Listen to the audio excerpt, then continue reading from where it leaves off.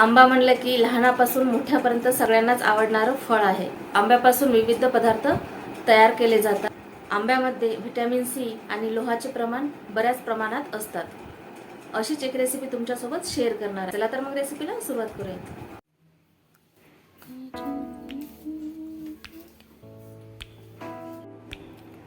या ठिकाणी मी घरी विरजण घातलेलं दही वापरत आहे. तुम्ही मार्केटमधलं वापरलं तरी चालेल. दही फ्रेश आणि घट्ट असायला पाहिजे. त्यानंतर दह्याला चांगलं फेटून घ्यायचं. एकदम स्मूथ बॅटर झालं पाहिजे.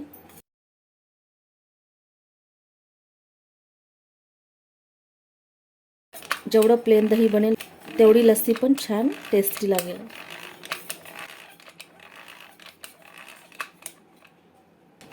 या ठिकाणी दही एकदम स्मूथ फेटून घेतला आहे.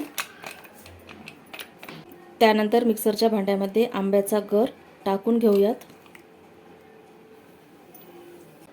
मिक्सरला फिरून घेणार आहोत. त्यानंतर फेटलेल्या दह्यामध्ये आंब्याचा पल्स टाकून घेणार आहोत. त्यामध्ये साखर टाकणार आहोत. 3 चम्मच साखर, कारण आंब्यामध्ये पण गोडवा असतो. तुम्हाला जेवढा गोड पाहिजे असेल तेवढं तुम्ही गोड वापरू शकता. त्यामध्येच ॲड करणार आहोत वेलची पूड. थंडगार 1 कप पाणी. यामध्ये तुम्ही दुधाचा पण वापर करू शकता. सर्व मिश्रण एकत्र करून घेऊयात.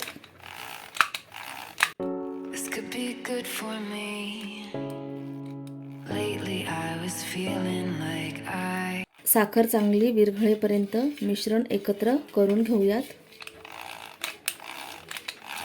जेवढं जास्त वेळ रवीने फिरवलं तेवढी लस्सी स्मूथ होते. या ठिकाणी सर्व बॅटर तयार झाला आहे. लस्सी आपण एका काचेच्या ग्लासमध्ये ओतून घेऊयात.